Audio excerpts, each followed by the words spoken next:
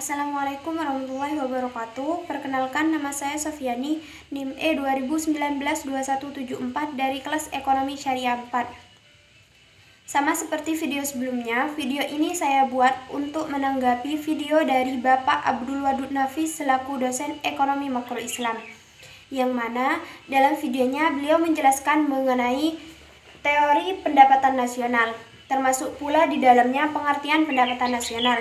Saya sangat setuju dengan penjelasan Bapak mengenai pengertian pendapatan nasional, yaitu nilai total output akhir suatu negara dalam satu tahun terakhir. Tetapi di sini saya memiliki pengertian pendapatan nasional secara lebih rinci dilihat dari 3 pendekatan. Yang pertama, dilihat dari pendekatan produksi. Pengertian pendapatan nasional adalah jumlah seluruh produksi atau hasil, baik yang berupa barang maupun jasa dari suatu negara selama 1 tahun jika dihitung dengan satuan nilai uang. Yang kedua, dilihat dari pendekatan pendapatan. Pengertiannya adalah jumlah seluruh pendapatan yang diterima oleh masyarakat sebagai balas jasa karena masyarakat telah menyerahkan faktor-faktor produksi yang dimilikinya, ditambah penerimaan balas jasa lain selama 1 tahun yang dihitung dengan satuan nilai uang. Yang ketiga, dilihat dari pendekatan pengeluaran. Pengertian pendapatan nasional yaitu jumlah seluruh pengeluaran masyarakat dan pemerintah suatu negara yang dipergunakan untuk membayar pajak, membeli barang atau jasa, investasi, dan sebagainya selama 1 tahun. Nah, setelah mendengar pengertian pendapatan nasional dilihat dari 3 aspek tersebut, kita dapat mengetahui bahwa pendapatan nasional dapat kita hitung dengan cara pendekatan produksi, yaitu menjumlah seluruh hasil produksi suatu negara dengan menggunakan pendekatan pendapatan dengan cara yaitu menjumlah seluruh pendapatan masyarakat dalam suatu negara.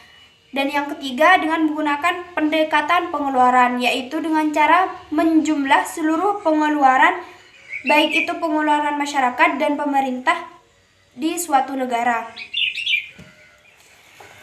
Selain itu, saya juga kurang memahami mengenai pengertian transfer payment. Di sini saya mencari pengertian transfer payment dan menemukan pengertiannya beserta 3 jenis transfer payment. Nah, pengertian transfer payment di sini yaitu penerimaan yang diperoleh bukan dari aktivitas produktif sehingga tidak termasuk dalam pendapatan.